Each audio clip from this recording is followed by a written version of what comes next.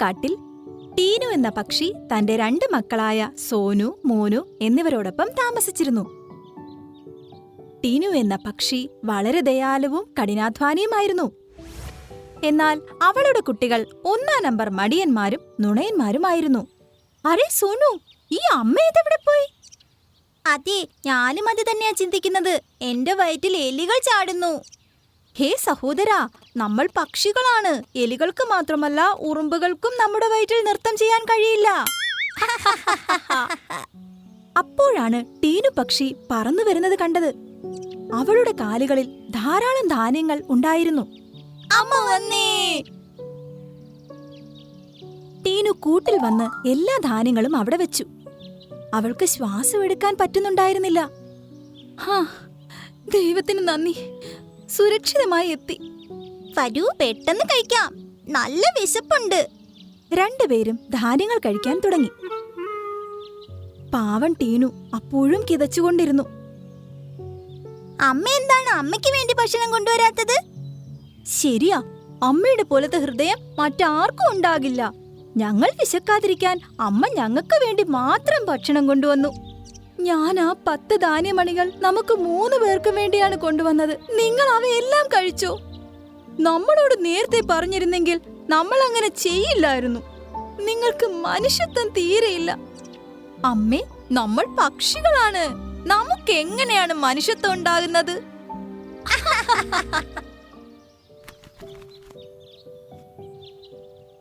ഇതായിരുന്നു അവരുടെ ദിവസേനയുള്ള റുട്ടീൻ. 2 പേരും കറങ്ങി നടക്കാൻ എവിടെയും പോകുമായിരുന്നു. പക്ഷേ കഠിനാധ്വാനം ചെയ്ത് ഭക്ഷണം കണ്ടെത്താൻ അവർ ഒരിക്കലും പോകാറില്ല. ഒരു ദിവസം ടീനു പക്ഷി രാത്രിയായിട്ടും വീട്ടിൽ തിരിച്ചെത്തിയില്ല. സോനു, ഇന്നും അമ്മ അലസമായി നടക്കുന്നു എന്ന് തോന്നുന്നു. ഇതുവരെ വന്നില്ലല്ലോ. അതെ ചേട്ടാ, ഇപ്പൊ വയറിൽ എലികൾ. മതി മതി, ഞാൻ പറഞ്ഞില്ലേ, എലികൾക്ക് നമ്മുടെ വയറിൽ ചാടാൻ കഴിയില്ല. അങ്ങനെ കാത്തിരുന്ന് കാത്തിരുന്ന് രാത്രിയായി. കൂട്ടിലിരുന്ന് 2 പേരും ഉറങ്ങിപ്പോയി. രാവിലെ അവർ കണ്ണു തുറന്നപ്പോൾ, അരെ സോനു, എണീക്ക്, അമ്മ ഇതുവരെ വന്നിട്ടില്ല. നമുക്ക് അമ്മയെ അന്വേഷിച്ചു പോകാം. ആഹാരം കണ്ടെത്തുക എന്നത് നമുക്ക് പറ്റിയ പണിയല്ല. 2 പേരും ടീനുവിനെ അന്വേഷിച്ചിറങ്ങി. അവർ വളരെ നേരം പറന്നുയർന്നു. പക്ഷെ അവർക്ക് ടീനുവോ ഭക്ഷണമോ ലഭിച്ചില്ല. ചേട്ടാ, അമ്മ എല്ലാ ദിവസവും എങ്ങനെയാ ഭക്ഷണം കണ്ടെത്തിയിരുന്നത്? നമുക്കൊന്നും കിട്ടിയില്ലല്ലോ. അല്ലയോ ദൈവമേ, എപ്പോഴും ഞങ്ങളെ സഹായിക്കണമേ. 2 പേരും ഒരു ശബ്ദം കേട്ടു. അപ്പോഴാണ് മൈനയുടെയും തത്തയുടെയും ഒരു ജോഡി അവരുടെ വീടിന് പുറത്ത് നിലത്തിരിക്കുന്നത് കണ്ടത്. അവർ കണ്ണുകൾ അടച്ച് പ്രാർത്ഥിക്കുകയാണ്. ദൈവമേ, ഞങ്ങളുടെ വീട് എപ്പോഴും ഭക്ഷണം കൊണ്ട് നിറയ്ക്കണമേ. അതുവഴി ആരെങ്കിലും ഭക്ഷണം ചോദിച്ച് ഞങ്ങളുടെ വീട്ടിലേക്ക് വരുമ്പോൾ നമുക്കവരെ മടികൂടാതെ സഹായിക്കാനാകും. നീ കേട്ടോ, അവർ എപ്പോഴും ആളുകളെ സഹായിക്കാൻ ആഗ്രഹിക്കുന്നുവെന്ന്. പക്ഷെ നമ്മൾ അവരുടെ വീട്ടിൽ പോയാൽ ഒരിക്കൽ മാത്രമേ നമ്മളെ സഹായിക്കൂ. അതിനുശേഷം നമ്മുടെ അമ്മയെ പോലെ കഠിനാധ്വാനം ചെയ്ത് ഉപജീവനം കണ്ടെത്തേണ്ടതിന്റെ പാഠം അവർ നമ്മളെ പഠിപ്പിക്കാൻ തുടങ്ങും. ഇത് കേട്ട് 2 പേരും ചിന്തിച്ചു. എന്നിട്ട് ഒരുമിച്ച് പറഞ്ഞു, ഐഡിയ! 2 പേരും അവരുടെ ചിറകുകളിൽ ഒന്ന് ഉയർത്തിപ്പിടിച്ച് തത്തയുടെയും മൈനയുടെയും അടുത്തെത്തി. ആരെങ്കിലും ഞങ്ങളെ സഹായിക്കൂ. ദൈവത്തെ ഓർത്ത് ഞങ്ങൾക്ക് എന്തെങ്കിലും തരൂ. അതെ അതെ, കുട്ടികളെ, നിങ്ങൾ ആരാണ്? എവിടെ നിന്നാ വരുന്നത്? ഞങ്ങൾ 2 പേരും അനാഥരും വൈകല്യമുള്ളവരുമായ പക്ഷികളാണ്. ഞങ്ങളുടെ ഏക ഭക്ഷണ സ്രോതസ് ഞങ്ങളുടെ അമ്മയായിരുന്നു. അവരും മരിച്ചുപോയി. അവരുടെ വാക്കുകൾ കേട്ട് ദയാലുവായ തത്തയുടെയും മൈനയുടെയും ഹൃദയമുരുകി. അങ്ങനെ പറയരുത് കുട്ടികളെ. ഇന്നു മുതൽ നിങ്ങൾ 2 പേരുടെയും വീട് ഇതാണ്. നിങ്ങൾ 2 പേരും എപ്പോഴും ഞങ്ങളുടെ കൂടെ ഉണ്ടാകും. ഇത് കേട്ട് സോനുവിന്റെയും മോനുവിന്റെയും മുഖത്ത് പുഞ്ചിരി തെളിഞ്ഞു. വരൂ കുട്ടികളെ, വീട്ടിലേക്ക് വരൂ. എന്നിട്ട് വയറ് നിറച്ച് ആഹാരം കഴിക്കൂ. ശരി ആന്റി. തത്തയുടെയും മൈനയുടെയും ഒപ്പം അവർ 2 പേരും വീട്ടിനകത്തേക്ക് പോയി. വാ, ഇന്ന് നല്ല രസമുണ്ട്. കുട്ടികളെ, ഇന്നു മുതൽ നിങ്ങൾ 2 പേരും ഇതുപോലെ കൃത്യസമയത്ത് ആഹാരം കഴിക്കും. ഓക്കെ? ശരി ആന്റി, നിങ്ങൾ 2 പേരും വളരെ നല്ലവരാണ്. തത്തയും മൈനയും ഭക്ഷണം തേടി പുറത്തു പോകുമ്പോൾ ഇവർ 2ഉം ചുറ്റിത്തിരിഞ്ഞ് തിരിച്ചു വരും. ഇങ്ങനെ ദിവസങ്ങൾ കടന്നുപോയി. ഒരു വൈകുന്നേരം തത്തയും മൈനയും ആഹാരം തേടുകയായിരുന്നു. അപ്പോൾ ഒരു ചെറിയ ഗുഹയിൽ നിന്ന് ഒരു ശബ്ദം കേട്ടു. ആരെങ്കിലും ഉണ്ടോ? ആർക്കെങ്കിലും എന്നെ സഹായിക്കാൻ പറ്റുമോ? അതെ, ഈ ശബ്ദം ഈ ഗുഹയിൽ നിന്നാണ് വരുന്നത്. ഗുഹ ഒരു വലിയ കല്ലുകൊണ്ട് മൂടിയിരിക്കുന്നത് അവർ കണ്ടു. അതെ, നമ്മൾ പുറത്തുണ്ട്. നീ ആരാണ്? ഞാൻ ടീനു പക്ഷിയാണ്. ഈ ഗുഹയ്ക്കുള്ളിൽ ആഹാരം അന്വേഷിച്ച് വന്നതാണ്. അപ്പോൾ പെട്ടെന്നൊരു ഭൂകമ്പമുണ്ടായി ഒരു കല്ല് വന്ന് ഗുഹ അടഞ്ഞു. ശരി, നമ്മൾ ഇപ്പോൾ തന്നെ എന്തെങ്കിലും ചെയ്യാം. തത്തയും മൈനയും കാട്ടിൽ വന്ന് ആനയോട് പറഞ്ഞു. ആനച്ചേട്ടാ, നമുക്ക് നിന്റെ സഹായം വളരെ അത്യാവശ്യമാണ്. ആണോ? തത്തേ, മൈനെ, എന്തു പറ്റിയെന്ന് പറയൂ. ഒരു പക്ഷി ഗുഹയ്ക്കുള്ളിൽ കുടുങ്ങിപ്പോയി. നിനക്ക് മാത്രമേ രക്ഷിക്കാൻ കഴിയൂ. അങ്ങനെയാണോ? എന്നാൽ പെട്ടെന്ന് വരൂ. ആ ഗുഹ എവിടെയാണെന്ന് എന്നോട് പറയൂ.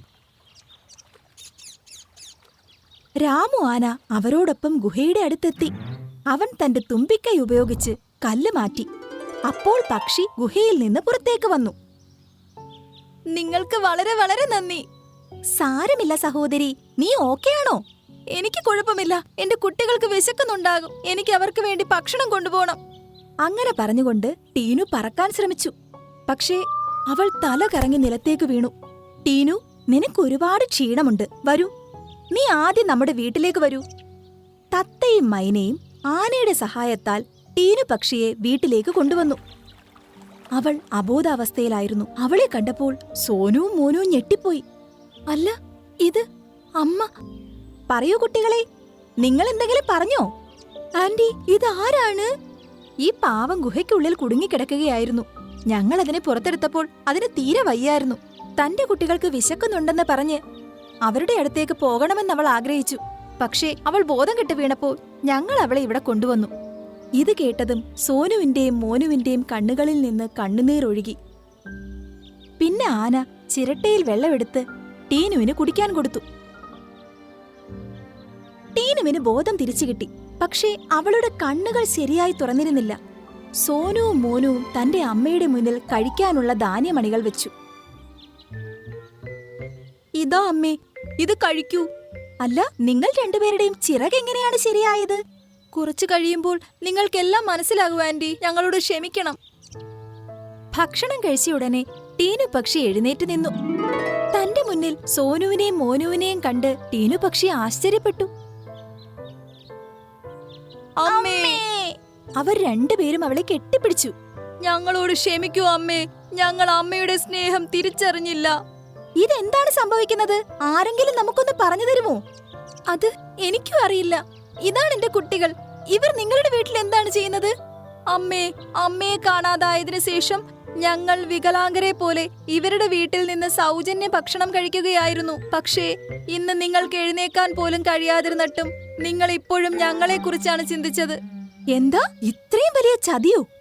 ഞങ്ങളോട് ക്ഷമിച്ചാലും നിങ്ങൾ ഇത്രയും ദിവസം ഞങ്ങളെ അച്ഛനെയും അമ്മയും പോലെയാണ് സ്നേഹിച്ചത്. പക്ഷേ ഞങ്ങൾ നിങ്ങളെ മുതലെടുത്തു.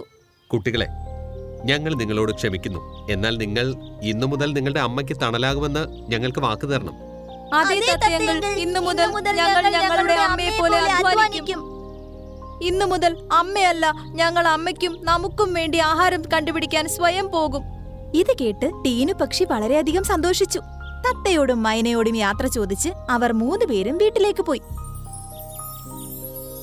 അന്നു മുതൽ സോനുവും മോനുവും എപ്പോഴും കഠിനാധ്വാനത്തിലൂടെ ഭക്ഷണം കണ്ടെത്തിക്കൊണ്ടുവരുമായിരുന്നു. ടീനു പക്ഷി അവരോടൊപ്പം സുഖമായിരുന്ന് ഭക്ഷണം കഴിക്കാറുണ്ടായിരുന്നു.